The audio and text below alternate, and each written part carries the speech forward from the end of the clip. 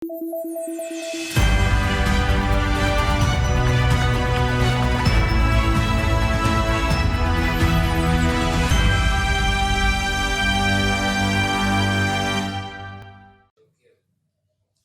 pun. Pemirsa Garuda TV, jumpa lagi bersama saya Alfi Sahrin dalam Lampung 8. Sejumlah informasi telah kami rangkai dan siap kami sajikan untuk Anda.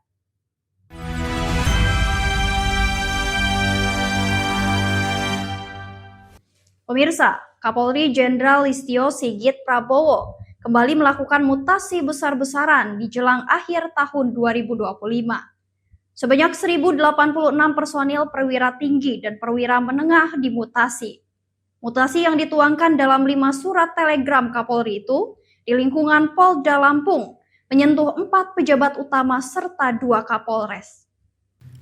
Keempat PJU Polda Lampung yang bergeser, masing-masing Dirkrimsus Kombes Pol Dery Agung Wijaya, Dirbinmas Kombes Pol Vincentius Tirdi Hadmiarso, Dirlantas Kombes Pol Medianta, serta Dirpamovit Kombes Pol Brian Benteng.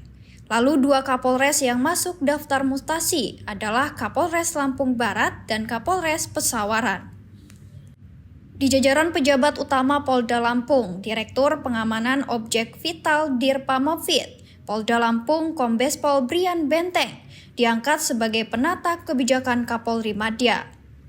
Jabatan Dirpamovit Polda Lampung selanjutnya diemban Kombes Pol Joner M.H. Samosir yang sebelumnya menjabat Dirpamovit Polda Riau.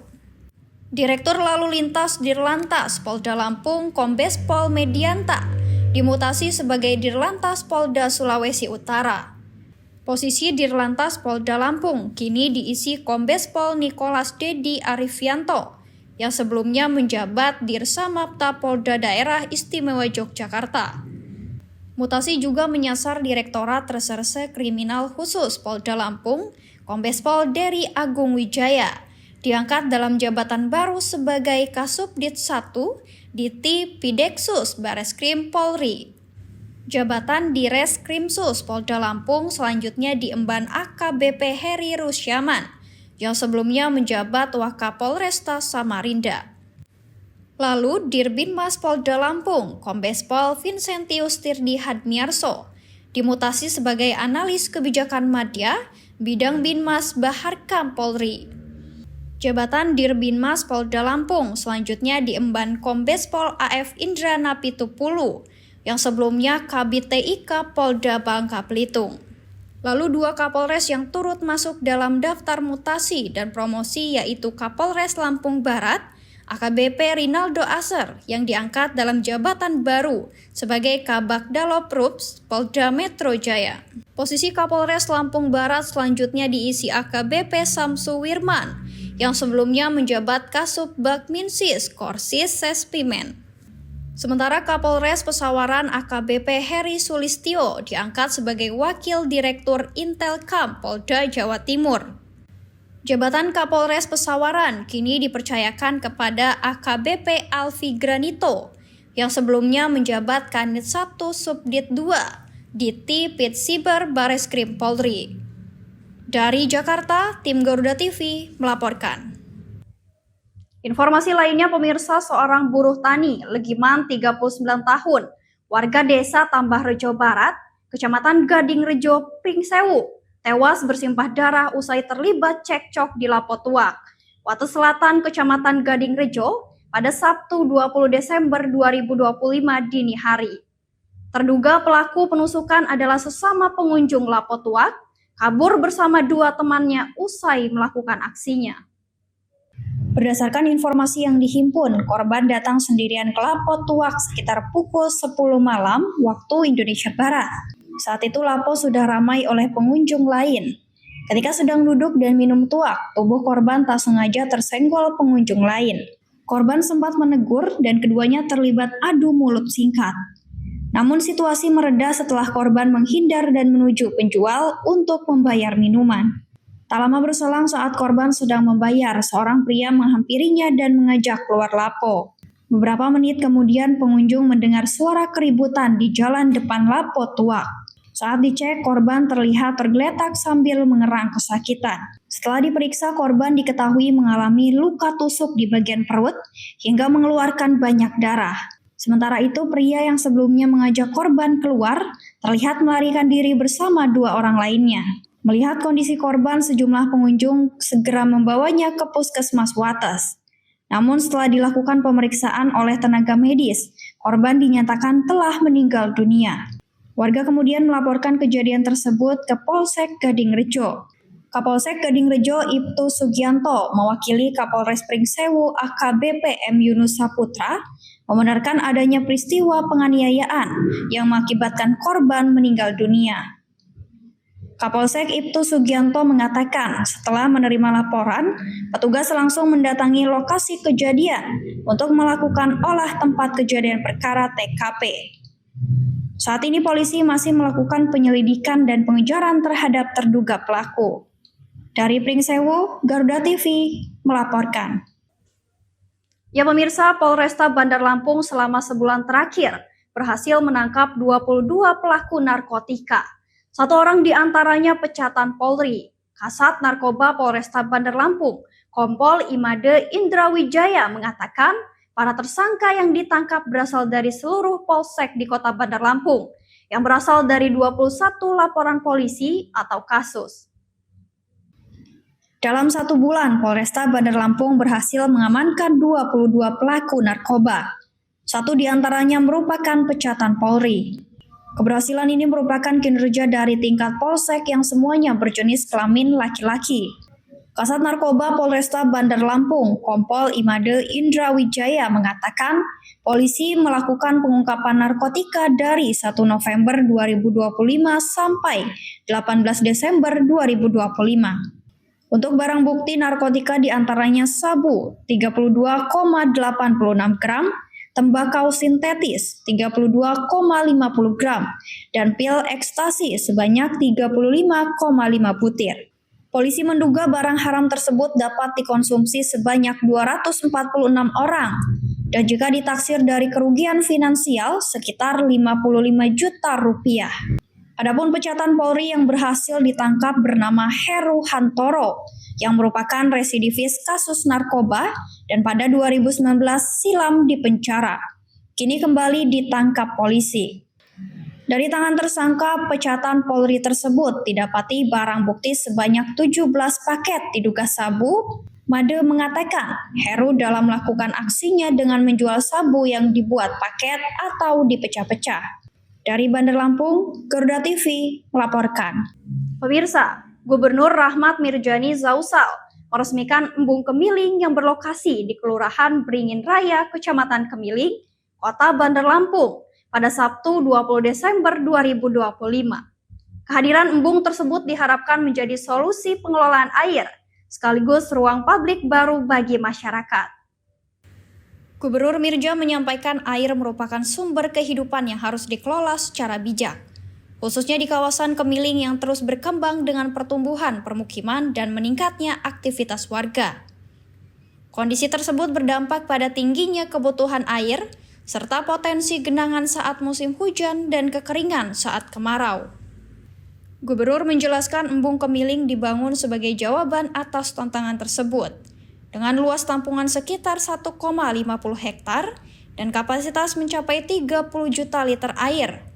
Embung ini berfungsi sebagai penampung air hujan, pengendali banjir, pengendali daya rusak air, serta sumber cadangan air bagi masyarakat sekitar. Menurut Gubernur Mirja, tidak hanya memiliki fungsi teknis, embung Kemiling juga ditata sebagai ruang publik yang ramah masyarakat. Kawasan embung dilengkapi dengan jogging track, taman bermain, serta ruang terbuka hijau yang dapat dimanfaatkan warga untuk berolahraga ringan, bersantai, hingga kegiatan edukasi lingkungan. Menurutnya, pembangunan embung Kemiling sejalan dengan arah pembangunan nasional dan daerah yang menekankan keseimbangan antara pembangunan infrastruktur, kelestarian lingkungan, dan peningkatan kualitas hidup masyarakat. Namun demikian, ia menegaskan bahwa kebermanfaatan fasilitas publik sangat bergantung pada integritas dan kepedulian dalam pengelolaannya. Gubernur Mirja juga mengajak seluruh masyarakat Kemiling untuk merawat embung tersebut seperti milik sendiri. Ia menekankan pentingnya menjaga kebersihan, memanfaatkan fasilitas secara tertib, serta menumbuhkan rasa memiliki agar keberlanjutan embung dapat terjaga hingga generasi mendatang. Dari Bandar Lampung, Tim Liputan Garuda TV melaporkan. Informasi lainnya pemirsa, libur Natal dan Tahun Baru 2025-2026, Polres Lampung Selatan bersama PT ASDP Indonesia Ferry, TNI dan pemerintah daerah menggelar apel siaga pengamanan Nataru. Apel ini menandai kesiapan personil, sarana dan skema pengamanan di kawasan pelabuhan guna mengantisipasi kepadatan di Pelabuhan Bakahuni. Sebanyak 631 personel gabungan TNI, Polri, dan stakeholder terkait dilibatkan dalam pengamanan Natal dan Tahun Baru. Sementara di Pelabuhan Bakahuni, 786 petugas disiagakan untuk memberikan pelayanan penumpang, serta menjaga kelancaran arus kendaraan. Untuk mengurai kepadatan, PT ASDP Indonesia Ferry mulai memberlakukan sistem screening tiket sejak 19 Desember 2025. Selama masa Nataru, ASDP bersama pemerintah daerah juga menyiapkan fasilitas kesehatan di seluruh pos pelayanan sebagai bentuk antisipasi kondisi darurat. Tak hanya itu, ASDP juga menyiapkan skema delay system tiba bongkar berangkat atau TBB, serta pengoperasian dermaga bantuan BBJ dan SMA apabila dibutuhkan. Sementara itu, Polri menyiagakan pos pelayanan di sejumlah jalur strategis. Di Jalan Lintas Sumatera, terdapat 11 pos pengamanan, mulai dari Kecamatan Natar hingga Pelabuhan Bakahuni. Sedangkan di Jalan Lintas Timur disiagakan 2 pos, masing-masing di Rumah Makan 3 Saudara dan PT BBJ. Untuk jalur tol, pos pelayanan terdapat di rest area kilometer 20B dan kilometer 49B. Kita sudah menyiapkan skema-skema ya. Yang pertama delay system. Jadi kita seperti yang Pak Kapolres sampaikan nanti ada di 49 dari HK. Kalau kemacetan terjadi akan kita mainkan skema delay system. Kemudian juga nanti akan ada pola-pola TBB ya. Kemudian yang paling terakhir kalau memang membludak, kita akan lakukan pengalian ke pelabuhan-pelabuhan alternatif seperti BBJ ya, SMA, kemudian pelabuhan-pelabuhan yang ada di sekitar. Kalau dari SDP sendiri 786, masih di luar dari mungkin dari kepolisian, Polres, KSKP dan kita sudah siapkan semua poskonya dari ASDP untuk screening tiket, pelayanan dan sosialisasi. Dari Polres juga ada, semua sudah lengkap dan personel kita sudah standby. Dengan berbagai persiapan tersebut, masyarakat diimbau untuk mematuhi arahan petugas, merencanakan perjalanan dengan baik, serta selalu mengutamakan keselamatan demi kelancaran arus mudik dan balik selama libur Natal dan Tahun Baru. Dari Lampung Selatan, Hari Adriansyah, Garuda TV melaporkan. Setiap hari, 1,5 juta orang bekerja dari dini hari. Setiap hari, lebih dari 12.000 dapur serentak beroperasi. Setiap hari, lebih dari 35 juta porsi makanan disiapkan untuk meningkatkan gizi anak di seluruh Nusantara. Sebuah misi yang terdengar tak masuk akal demi masa depan Indonesia. Di mana dapur-dapur yang terbaik? Siapa para pahlawan gizi yang tak kenal lelah? Tiap hari kami mencari, menginspeksi, mengamati SPPG atau Satuan Pelayanan Pemenuhan Gizi tanpa mereka tahu. Kami mata-mata MBG, independen dan netral, mencari bintang MBG di seluruh Indonesia. Saksikan Bintang MBG mulai Desember 2025 di Garuda TV. Sementara itu pemirsa, Gubernur Lampung Rahmat Mirjani Zausal meninjau fasilitas mesin pengering dryer di rumah penggilingan padi di Kampung Nuar Maju, serta lokasi produksi pupuk organik cair di Desa Sukaagung saat kunjungan kerja ke Kabupaten Waikanan pada Jumat lalu. Melihat kesiapan segalanya, Gubernur menyarankan Bupati Waikanan Ayu Asalasia meluncurkan brand beras lokal pada awal 2026. Kunjungan kerja Gubernur ke Kecamatan Buai Bahuga, Kabupaten Waikanan tersebut untuk memastikan program penguatan ekonomi desa, mulai dari pengolahan pasca panen hingga kemandirian pupuk berjalan optimal dan terintegrasi. Gubernur meninjau fasilitas mesin pengering dryer di rumah penggilingan padi di Kampung Nuar Maju, serta lokasi produksi pupuk organik cair di Desa Sukaagung. Gubernur menegaskan bahwa hilirisasi pertanian adalah kunci utama agar kesejahteraan tetap berada di tangan petani lokal. Menurut Gubernur, selama ini Lampung menghadapi persoalan struktural. Gabah dijual dalam kondisi basah keluar daerah. Akibatnya nilai tambah dinikmati daerah lain. Sementara saat tidak panen, membeli beras dari luar dengan harga lebih mahal. Gubernur mengapresiasi kebijakan Presiden Prabowo Subianto yang menaikkan harga gabah menjadi Rp6.500 per kilogram. Sebagai langkah pendukung, Pemprov Lampung menjalankan 2 program unggulan, penyediaan dryer di desa-desa sentra dan penguatan Rice Milling Unit atau RMU. Selanjutnya, atas kesiapan fasilitas di Buai Bahuga, Gubernur secara langsung meminta Bupati Waikanan, Ayu Asalasia, untuk meluncurkan brand beras lokal pada awal 2026. Selain itu, produksi POC di Desa Sukaagung diharapkan mampu menekankan biaya produksi petani, sekaligus meningkatkan hasil panen hingga 20%. Ketersediaan mesin pengering dan penggilingan di tingkat desa akan memutus rantai distribusi yang merugikan. Dengan mengolah gabah menjadi beras di daerah sendiri, nilai tambah tetap tinggal di desa dan pendapatan petani meningkat. Selain fokus pada pasca panen, Gubernur juga meninjau produksi pupuk organik cair di Desa Sukaagung yang diproyeksikan meningkatkan produktivitas lahan hingga 15-20%. Langkah ini merupakan bagian dari visi besar Pemprov Lampung untuk mewujudkan ketahanan pangan menuju Indonesia Emas 2045. Dari Bandar Lampung, Tim Liputan Garuda TV melaporkan. Ya pemirsa, pemerintah Provinsi Lampung terus memperkuat komitmen pembangunan lingkungan melalui program hunian hijau masyarakat. Hal ini ditandai dengan peresmian berbagai infrastruktur penunjang di Desa Marga Agung, Kecamatan Jati Agung, Lampung Selatan pada Jumat lalu. Wakil Gubernur Lampung Jihan Halim menekankan pentingnya peran aktif masyarakat, khususnya kelompok wanita tani KWT, sebagai motor penggerak ekonomi keluarga sekaligus penjaga lingkungan. Menurutnya, program H2M bertujuan menciptakan hunian yang sehat, produktif, dan berkelanjutan melalui optimalisasi ruang hijau. Pada tahun 2025, program ini menyasar KWT di 3 kabupaten, yakni Mesuji, Tanggamus, dan Lampung Selatan.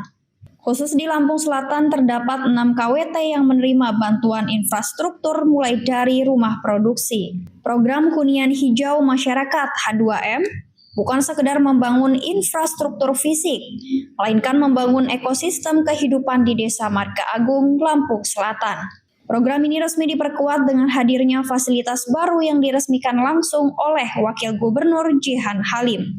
Jihan mengajak kaum perempuan yang tergabung dalam kelompok wanita tani KWT untuk menjadi garda terdepan. Dengan memanfaatkan perkarangan dan ruang terbuka hijau, ibu-ibu diharapkan mampu menyulap hunian menjadi tempat yang tidak hanya asri, tetapi juga produktif secara ekonomi. Dari Lampung Selatan, Tim Liputan Garuda TV melaporkan. Pemirsa, pemerintah Kabupaten Lampung Selatan menyiagakan tenaga kesehatan di setiap pos pelayanan sepanjang jalan lintas Sumatera, terutama jalur rawan terjadinya kecelakaan. Wakil Bupati Lampung Selatan Saiful Anwar mengimbau masyarakat yang akan melakukan perjalanan ke Pulau Jawa agar selalu menaati arahan petugas di lapangan, serta memantau kondisi dan perkiraan cuaca.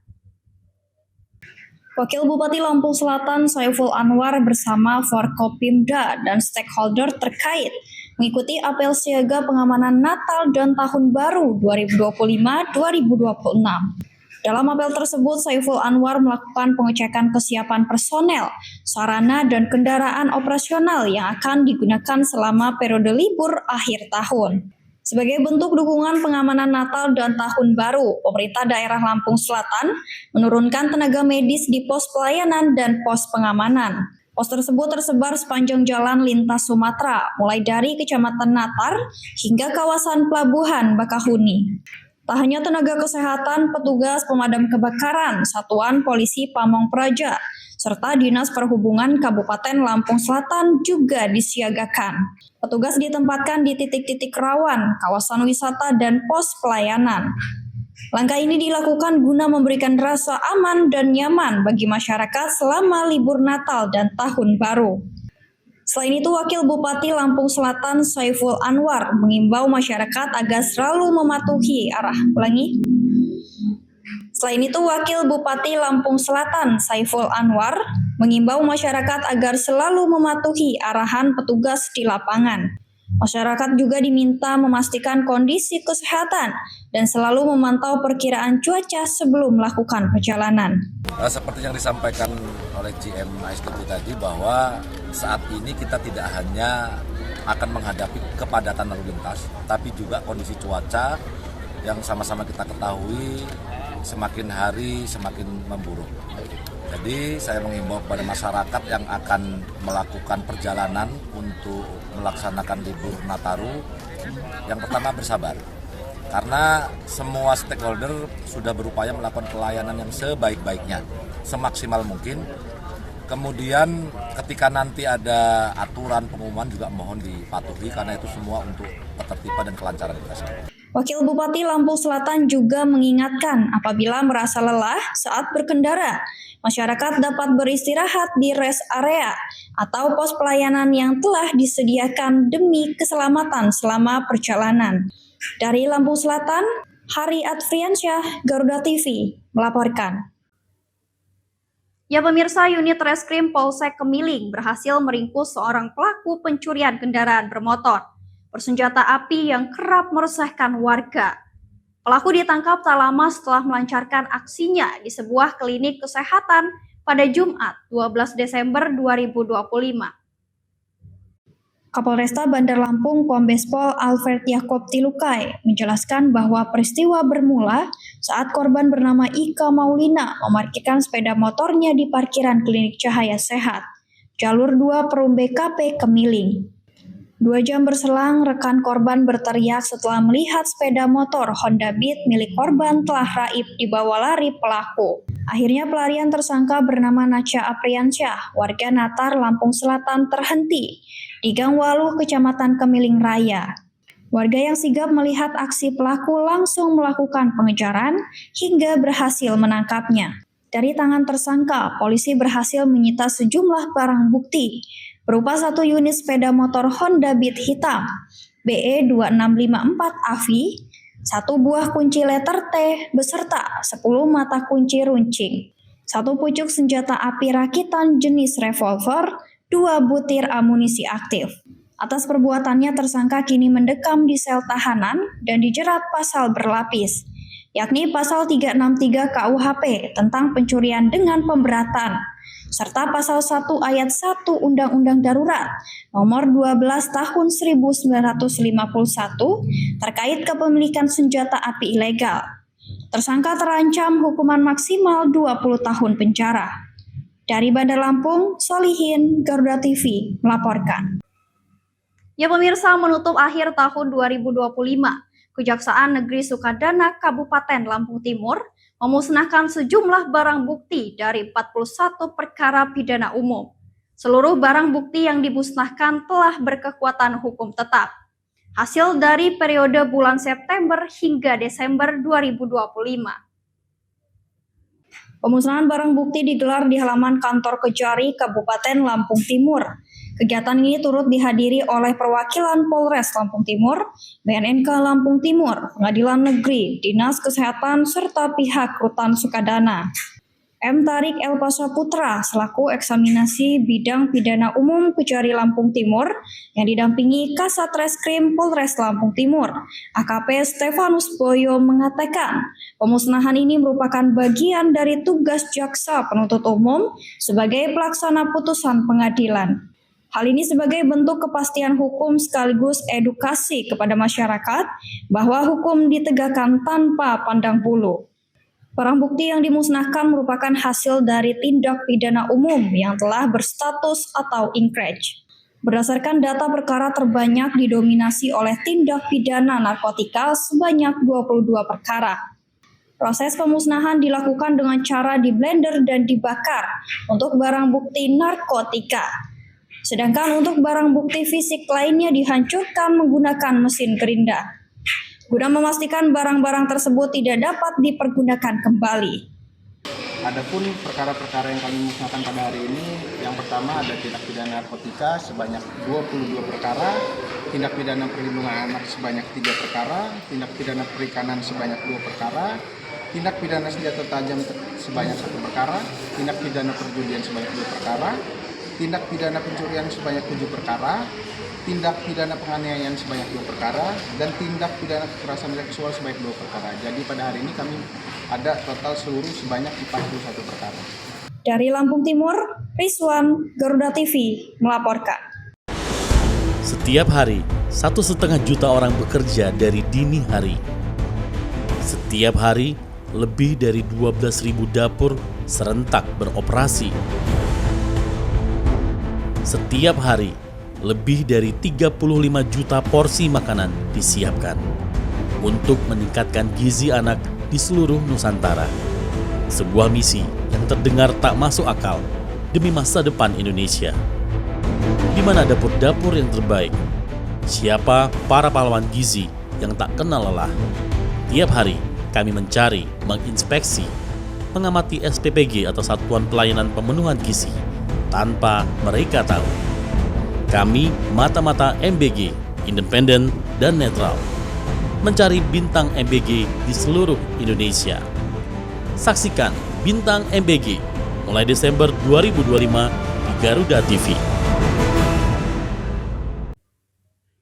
Unit Pelaksana Teknis Daerah Puskesmas Pesisir Utara menunjukkan komitmen nyata dalam pelayanan kesehatan masyarakat.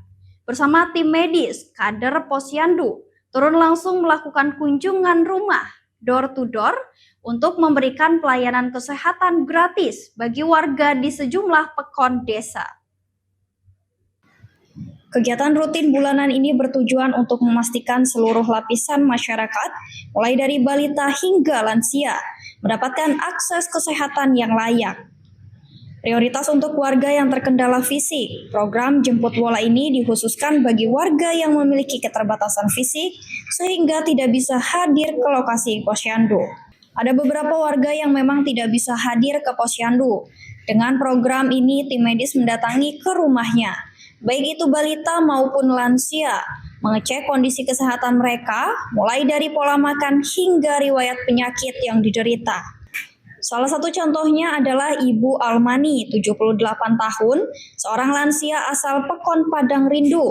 Karena terkendala faktor usia dan sudah tidak bisa berjalan, tim medis bersama kader datang langsung ke kediamannya untuk melakukan pemeriksaan dan memberikan tindakan medis yang diperlukan. Perhatian khusus bagi anak berkebutuhan khusus.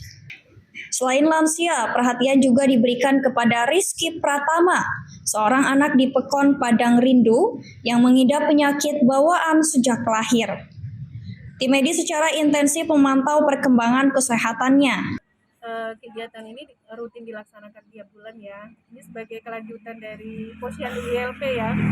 Di Posyandu ILP itu kan harusnya yang datang dari semua tingkatan usia ya, dari balita hingga lansia. Lansia yang tidak bisa hadir ke Posyandu ILP maka dilakukan kunjungan tiap bulan. Tak hanya memberikan pengobatan dan vitamin, dalam kunjungan tersebut, Dr. Ririn juga menyerahkan bantuan berupa sembako untuk membantu meringankan beban keluarga. Melalui kegiatan ini, pihak UPTD Puskesmas Pesisir Utara berharap dapat mendeteksi secara dini kondisi kesehatan warga yang selama ini tidak terpantau. Kami berharap program ini terus dipertahankan ke depannya. Dengan turun langsung ke lapangan, bisa mengetahui secara pasti kondisi saudara-saudara kita yang membutuhkan bantuan medis di pelosok Pekon. Dari pesisir barat, Uncle John, Garuda TV melaporkan. Ya pemirsa, sebanyak 1.233 unit smartboard alias papan tulis interaktif bantuan Kementerian Pendidikan Dasar dan Menengah Republik Indonesia telah diterima di seluruh sekolah yang ada di Kabupaten Lampung Timur.